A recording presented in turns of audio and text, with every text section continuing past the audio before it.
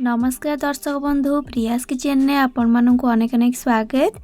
मु आज आपण मानक सहित एकदम tasty delicious chilli paneer recipe share करने नहीं आसी जहाँकि आपण रुटी सहित गरमा गरम खाइबे खाइबा को बहुत टेस्ट लगिबो। तेबे आपण मोर ये टेस्टी चिल्ली पनीर रेसिपी को देखिए वीडियोटी को फुलेज करंतु। आशा करी कि रेसिपीटी आपण मानक निश्चय भल लगिबो। भल लगिले प्लीज लाइक शेयर सब्सक्राइब करने तेबे चलतु डेरी न करी फटाफट रेसिपीटी स्टार्ट करनेबा।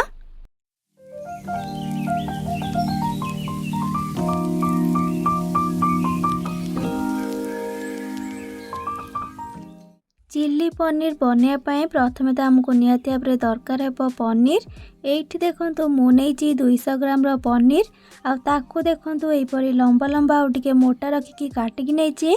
एबे सेथिरे पकेइबा स्वाद अनुसार लूण आउ अधा छोट चामच काश्मीरी लंका गुंड आउ ता सहित दउची एथिरे गोटे बड़ चामच कॉर्नफ्लावर। बस एतिकी इनग्रेडिएंट दे सारा पर सबको पूरा हल्का हाथ में मिक्स करवा। अधिक प्रेस करके मिक्स करेनि ना पनीर पूरा भांगी जीव। ये आपड़ ए देखिपार्टी ना सबको मुझे बढ़िया से पूरा मिक्स करनेली।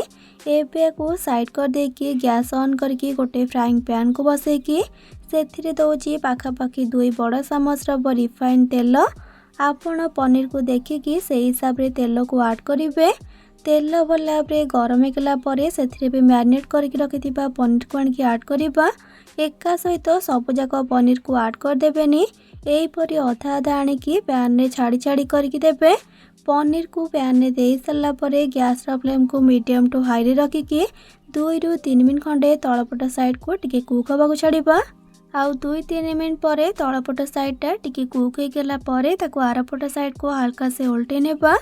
अधिकांश लोक कौन करते ना चिल्ली पनीर बनवाई पनीर को अधिक तेल रे छाणी दियंती जहाँ पार्टी को तो टेस्ट लगी थाए किंतु देह पई हेल्दी न थाए।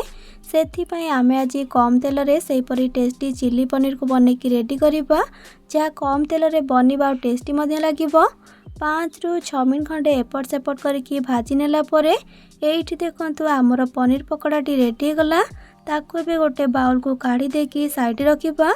आउ चिल्ली पनीर बनवाई से सेम पैन में आउ 2 छोट चामच भाया तेल को देकी गरम करवा। आउ तेल गरम हो गला परे से गोटे छोट चामच कटा रसुण को पकेबा। आउ ता सहित 2टी कंचा लंका को काटिकी पकेबा।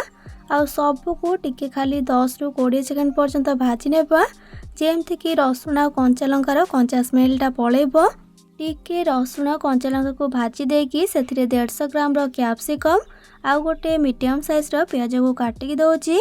पियाज आपण ये देखिपार्टी ना केमती पियाज को काटिकी तार कलर को बाहर करके नहीं जेमती कि आपण जानी चिल्ली पाई कटा जाए से काटिकी नेबे। एबे सबको मिक्स करके हाई फ्लेम रे बेसी ना 60 ରୁ 70 सेकेंड पर्यंत भाजीबा।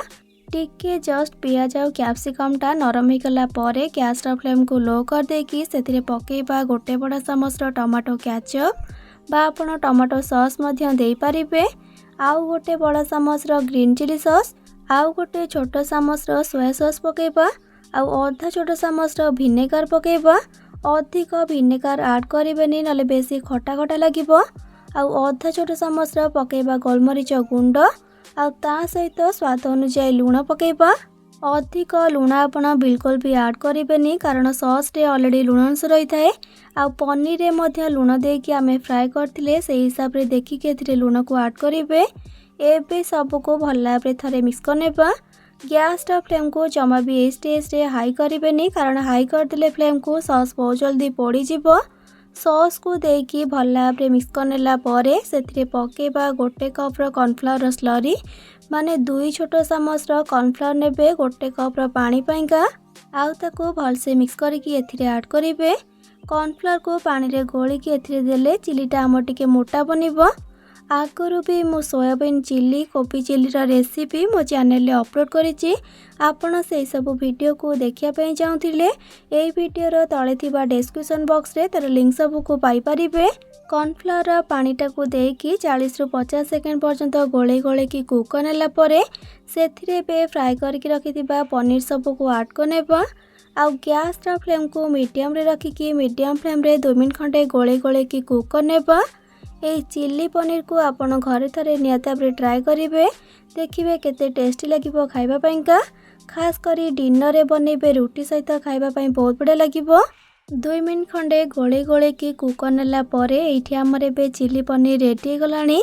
आउ केते टेम्पटिंग देखा होची, खाली देखिबा को नै खाइबा को भी सेतिकी टेस्टी। एबे गैस रा फ्लेम को ऑफ कर देकी सेतरे 2 छोट चामच भलिया धला राशि को दउची, जोटा की पूरा पूरी ऑप्शनल अछि। आपण देई परिबे नले स्किप मध्ये करि परिबे। राशि को देकी भलसे सब को मिक्स करनेबा। एठी हमर एबे चिली पनीर खाइबा पाइका बिल्कुल रेडी। तेबे आपण घरे थरे मोर रेसिपी को नियते भाबे ट्राई करिवे। आउ खाई सला परे किपर लागिला कमेंट सेक्शन में जणा पई जमा भी भूलिबेनी। भल लागिथिले प्लीज वीडियोटी को लाइक करिवे, सांग मानक सहित शेयर करिवे। चैनल ले नुआ थिले प्लीज चैनल को सब्सक्राइब करनेबे। आ पाखरे थिबा छोट bell icon all option click करिवे, जादुरा मो अपलोड करथिया मो समस्त वीडियो नोटिफिकेशंस आपण सर्वप्रथमे पाई परिबे। तबे आज पई रहउची पुनी आसीबी नुआ एक रेसिपी नै के से पर्यंत रहली। लव यू ऑल, जय जगन्नाथ।